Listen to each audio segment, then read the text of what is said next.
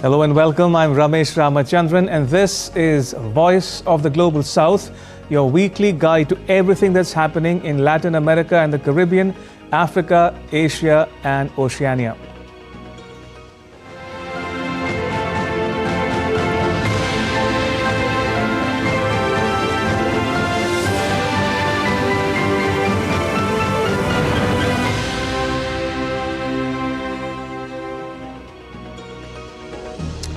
All right, on the show this week, from Beijing to Moscow, Sydney to Mumbai, the world is wrestling with a baby bust of epic proportions. Xi Jinping's China is raising the retirement age to partially overcome the problem of falling birth rates. Vladimir Putin is asking Russians to have sex during lunch break. Sex at work is Russia's answer to arresting population decline.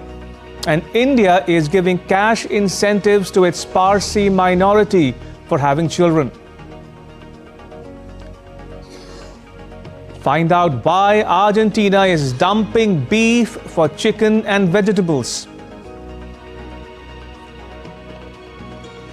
Trump's claim of immigrants from Haiti eating pets brings the religious practice of voodoo into controversy. And know all about tropical storms and how they get their name. All that and much, much more coming up on Voice of the Global South. Now, China's aging population is forcing a major rethink. For the first time in many decades, Beijing is raising the retirement age to slow its shrinking workforce as birth rates fall to an all-time low. Russia faces a similar problem, so it's asking its citizens to make babies during lunch break. As Ayushi Ahuja reports from New Delhi, a global baby recession is shaking up governments and people alike.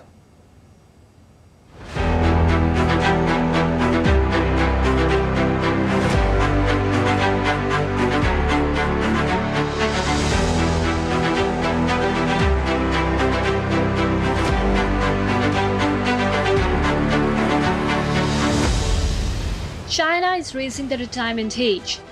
Starting from 1st January 2025, the retirement age in China will be raised to 63 for men and 58 for women in white-collar jobs. Blue-collar female workers will retire at 55. It will mark the first such adjustment by China since the 1950s. China is scrambling to slow the decline of its working-age population and buy time to tackle its birth rate problem. Birth rates in China plummeted to a record low last year. Despite ending the one-child policy in 2016 and even trying out three-child policy in 2021, China's efforts to boost its population growth have lackluster. So what went wrong? Soaring cost of living, rapid urbanization, and the infamous Later, Longer, Fewer campaign all played their part. Only 40 years ago, China leveraged its booming population to become an economic powerhouse while trying to check population growth. Today, China faces a future where its population growth has come to a halt, prompting serious introspection about its economic status and quality of life for its citizens. China's population downturn has happened fast, and it's shaken the world. But China isn't alone in this baby drought. Some other countries in Asia and Europe are experiencing a similar problem. Russia's population is falling, what with the ongoing conflict with Ukraine and increasing immigration. But President Vladimir Putin is getting creative. He's asking Russian citizens to have sex during lunch break. Yes, you heard that right. Sex at work is now a state-endorsed strategy to address Russia's plunging birth rate, which has hit the 1.5 children per woman mark.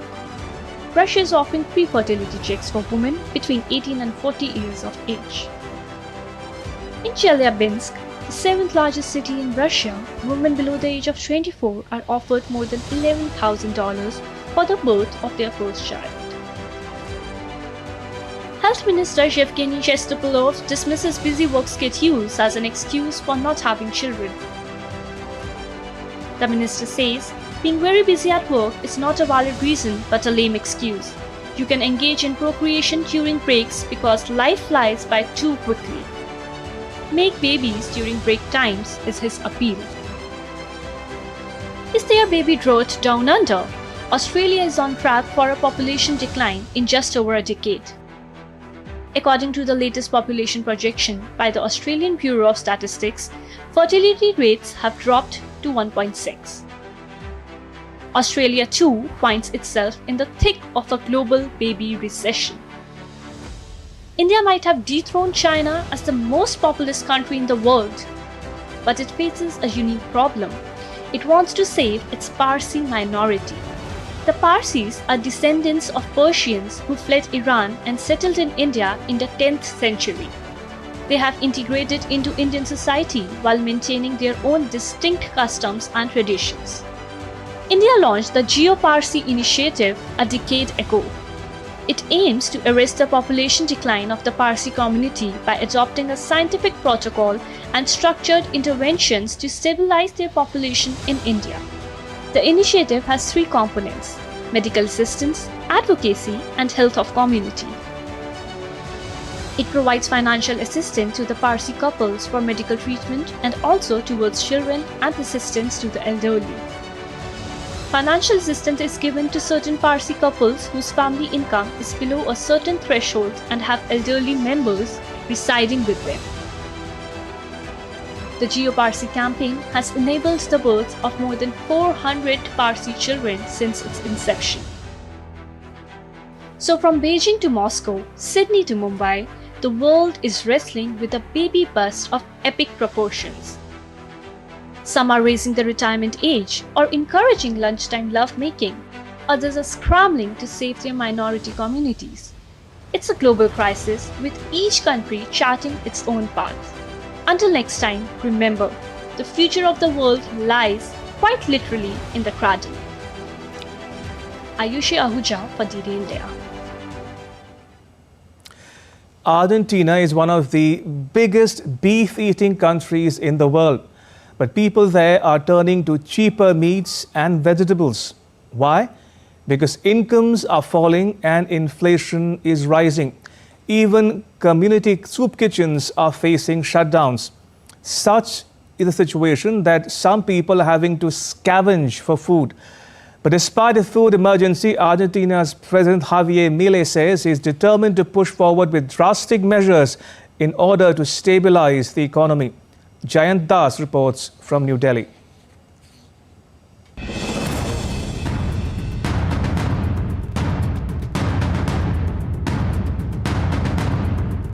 Imagine such poverty that food becomes a commodity hard to obtain. Imagine sick and malnourished children paying the price for poverty. That is exactly what is happening in Argentina. Runaway inflation, crushing poverty, and a terrible struggle for food, a basic amenity of life. What led to it? Javier Milei won the presidential elections in November 2023, riding a wave of public discontent. The far-right, anti-establishment and hot-blooded leader has on countless occasions mentioned his admiration for Donald Trump of the United States and American billionaire Elon Musk. When he assumed office as the president of Argentina, inflation was at a high of 143%, poverty at 40%, and external debt stood at $110 billion. Milei took swift actions. He said Argentina needed, quote, drastic measures, unquote, a shock therapy of sorts to recover the economy. In his initial package of measures, Milei devalued Argentina's currency, the peso, by 50%, slashed state subsidies for fuel, and cut the number of government ministries by half. But almost a year after his victory, what has been the outcome of his austerity measures? Have inflation and poverty reduced? No. Milei's austerity measures to steer Argentina's economy out of its crises are creating short-term problems. Devaluation of the peso has pushed inflation up, fuel is costly for the poor, and spending cuts are posing newer challenges for the poor. According to a study conducted by the National Institute of Statistics and Census of Argentina, poverty rate shot up to nearly 53% in the first half of 2024 from 41.7% in the December last year. Inflation reached 236.7% in August 2024, which is among the highest in the world. Community soup kitchens, an important component of the efforts to tackle food crisis among the poor, are facing shutdowns and cuts in funds because of the new zero deficit plan. Milei has linked the high deficit to an unrestricted public spending by politicians. What he means by zero deficit is to control income and spending of the government down to the last peso. For this purpose, Milei announced that provinces must cut their budgets by some $60 billion to reduce total national expenditure to 25% of GDP. And presenting the 2025 budget, Milei said he will veto any bill that threatens his plan for fiscal balance. There is nothing more impoverishing for Argentines than the fiscal deficit. That's why we vetoed the project of increasing public spending approved by this Congress. And that's why we will veto any projects that threaten fiscal balance. Furthermore, the soup kitchens are feeling the heat with double trouble of high inflation and rise in poverty. The number of poor has gone up, but the quantity of food going around has gone down. The Milei government recognizes a food emergency. He says the government has made arrangements for increased payouts for universal child allowance and food cards. The government says the days ahead will be kind. The draft budget foresees the economy expanding 5% in 2025, inflation dropping some 18% by the end of next year, and the exchange rate weakening to 1,207 peso per dollar by late 2025. But the current reality is harsh. According to 2024 UN report, cases of moderate to severe food insecurity have doubled to 36% over the last 7 years. Around 1.5 million children miss a meal every day. 7 in 10 children live in poverty. They are eating fewer nutritious foods such as meat, milk and vegetables, all of which have become more costly of late, leading to malnutrition and other health complications. Argentina is known for its steakhouses. Beef is a traditional cuisine, but the country is witnessing a dip in beef consumption. A combination of factors are responsible for it. For one, beef prices are up on account of inflation, and two, people are switching to cheaper options such as chicken and pasta. While the current times see sufferings, Milei hopes to dollarize the economy and set it on the path of recovery. He plans to effectively counter the deficit and debt alike. For now, however, it seems the Argentinian people have to swallow the bitter pill and hope for a better future. Jan Das's report for DD India. Donald Trump's claim of immigrants from Haiti eating pets brings the religious practice of voodoo into controversy. Voodoo is practiced by some 60 million people worldwide, but few know about its origins. Is voodoo all evil, or is it a victim of misconceptions and half-truths? Ragini Sudhir Chore delved into the arcane world of voodoo to bring you this special report.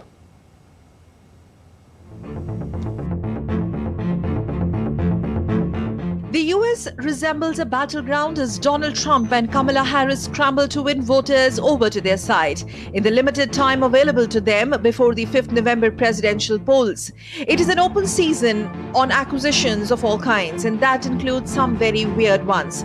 Sample this. Immigrants from the Caribbean island of Haiti are stealing pets and eating them. The debate is at the intersection of race, religion, immigration, culture, and prejudice, and voodoo is at the center of it all. The US presidential debate between the Trump and Harris sparked a controversy. This is what Trump had to say.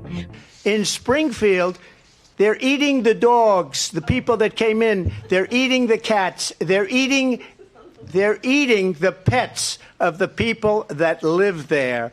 And this is what's happening in our country, and it's a shame.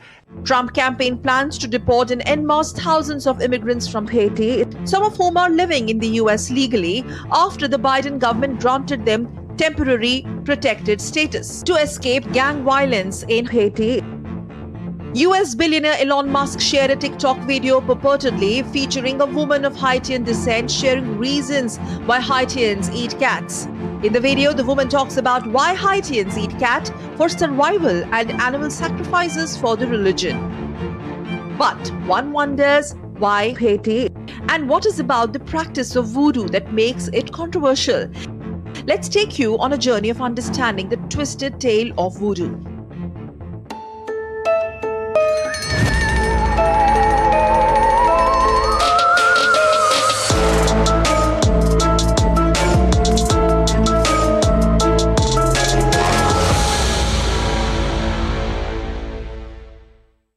Voodoo is a religion.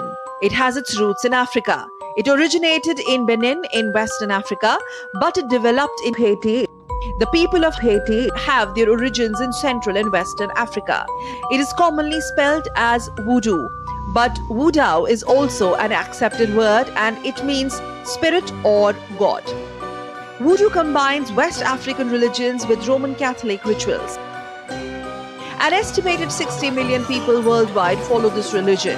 It is also practiced in many other countries including Togo, Ghana, Nigeria, Jamaica, the Dominican Republic and the United States. But despite its growing number of practitioners, voodoo is also one of the most mysterious religions in the world. There are many misconceptions associated with it. Is it a witchcraft or is it a black magic? What are voodoo dolls? People who practice voodoo have their own festival called Voodoo. It is held in Benin and also in the US state of New Orleans.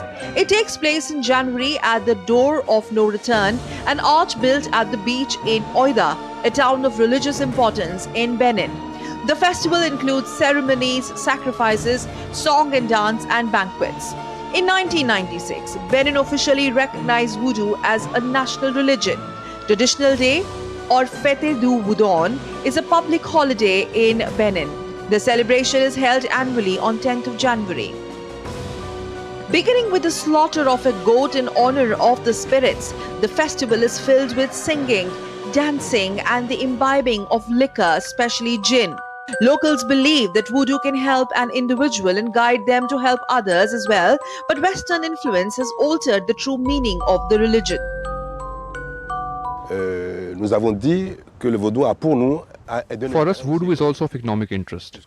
Since tourism is an important sector for activity, these days the world is moving more and more towards the consumption of tourism. And this is an area we have to seize. And it's of major interest to us. So if we invest in voodoo, it's not just because we want to reveal our identity to ourselves and to others, but above all, because we want to turn it into a sector of economic development. Mais surtout aussi parce que nous voulons en faire un secteur de développement économique. In Cuba, Haitian voodoo is practiced along with other related traditions such as Santeria. In the United States, Haitian immigrant communities practice voodoo. In the Dominican Republic, a version of voodoo is practiced. In Trinidad and Tobago, a syncretic religion called Trinidadian voodoo is practiced. In Brazil, a major branch of Candomblé called Candomblé Jeje, also known as Brazilian voodoo, is practiced. Voodoo rarely has any connection with the voodoo dolls or voodoo spell books, which are available on multiple e-commerce websites around the globe. There are several spiritual traditions across Asia and Europe that exhibit similarities in terms of benefits, rituals, and cultural practices. Zangbito are the traditional voodoo guardians of the night among the Ogu people of Benin, Togo, and Nigeria. They are supernatural guardians who protect communities from natural and supernatural forces. These spirits know if someone has stolen or cast evil spells, murdered, or otherwise harmed the innocent. But in popular imagination, voodoo resembles witchcraft or black magic. And there are other differences. For one, voodoo is a religion as opposed to witchcraft, which is a broader term that can encompass various practices, beliefs, and traditions across cultures, including European folk magic and contemporary paganisms. Voodoo practitioners engage with pantheon of Liwa, each with unique attributes and domains. Liwa, also called Loa, are spirits in the Haitian Voodoo and Dominican Voodoo. Witchcraft, on the other hand, may involve working with nature, spirits or deities depending on the tradition, but it does not have a standardized set of entities. Voodoo often has organized community structures with leaders such as Honguns and Mambus, where witchcraft can be more individualistic, with its practitioners often working alone or in loosely organized groups. While both voodoo and witchcraft can aim to effect change in the practitioner's life or community, voodoo emphasizes communal aspects, ancestral connections, and honoring specific spirits. Witchcraft may focus more on individual empowerment, personal transformation, or nature-based spirituality. It is often understood and coupled with indigenous spiritual practices of Asia, called shamanism and folk religion and beliefs. So why is Haiti voodoo in the news for the wrong reasons? One reason could be race and the other colonialism. Long ago, the religion began to be practiced in the Americas and the Caribbean by slaves of African descent who had been shipped from Western Africa. Over a period of time, the slaves revolted, leading to a civil war. Soon, the Europeans and American colonizers put a ban on the practice of the religion practiced by the slaves. Trump's running mate, J.D. Vance, is a lawmaker from the state of Ohio. Vance has claimed in the recent past that Haitian immigrants living in the state are eating pets. Vance cited unidentified reports to say on Platform X on 9th of September that Haitian immigrants are abducting and eating pets in Springfield. His post was viewed more than 11 million times. Vance claimed in another post that his campaign received many inquiries about locals who said that their neighbors' pets were abducted by Haitian immigrants, though he acknowledged that the claims could be false. Trump repeated the pet-eating claims in his 10th September debate with Harris. On 1st of October, Vance and his opponent, Tim Walz, took part in a televised debate. Walz brought up the pet-eating issue at the debate during a discussion on immigration, but Vance sidestepped the issue altogether in a bid to put a lid on the controversy. Ragini Sudhir Chauri for DD India. Hurricane Helene has claimed more than 200 lives in the US. Destructive wind and torrential rains of Typhoon Krathon have left at least 4 dead in Taiwan. And Cyclone Asna wreaked havoc in India, killing 49 and leaving a trail of destruction. But do you know the difference between a typhoon, hurricane and cyclone? Have you ever wondered how a cyclone, hurricane or typhoon gets its name? Or how are they different from a tornado? If you want to know the answers, then this explainer is just for you.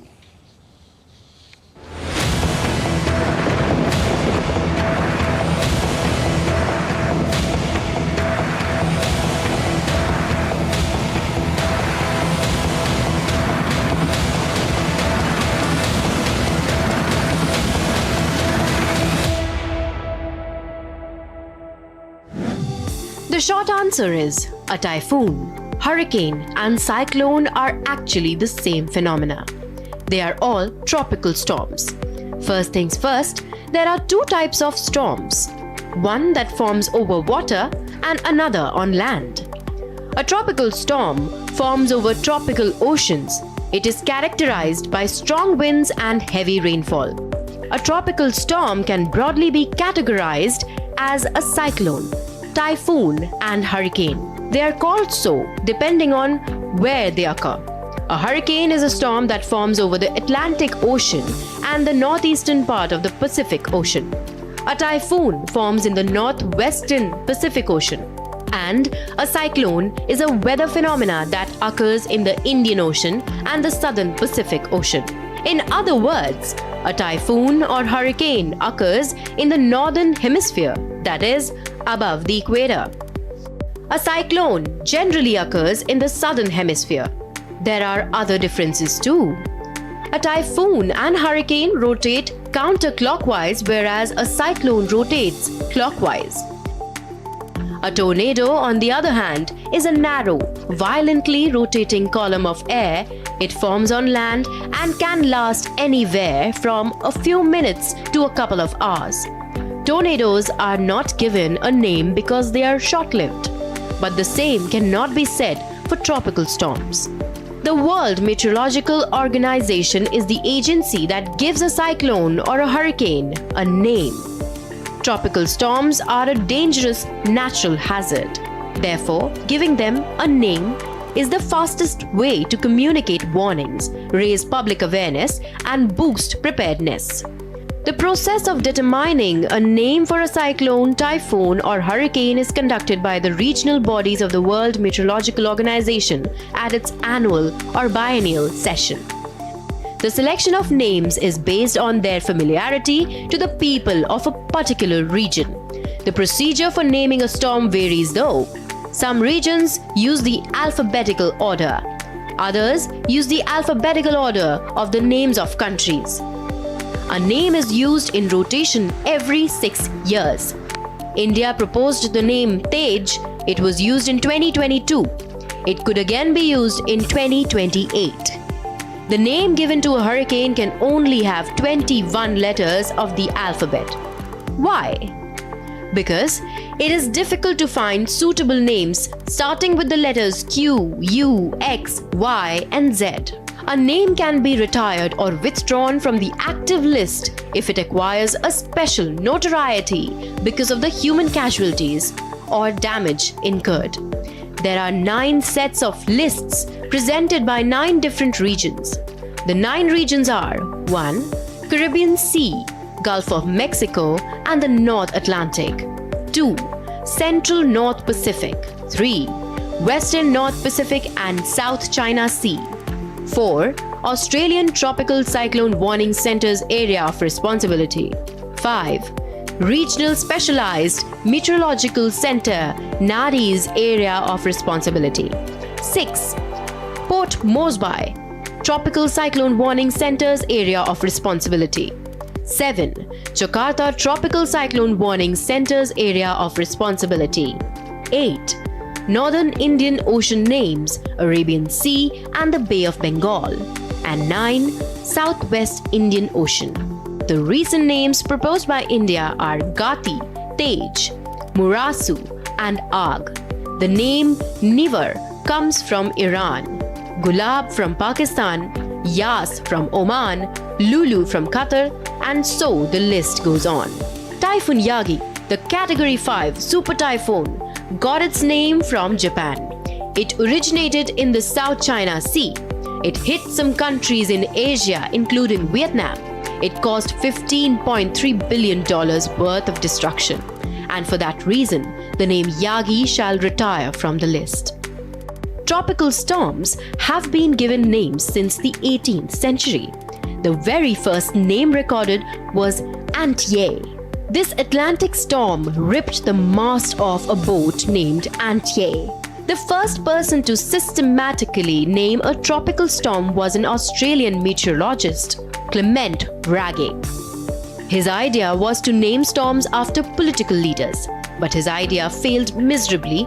Soon, meteorologists started using female names for storms in the middle of the 20th century. This sparked a controversy.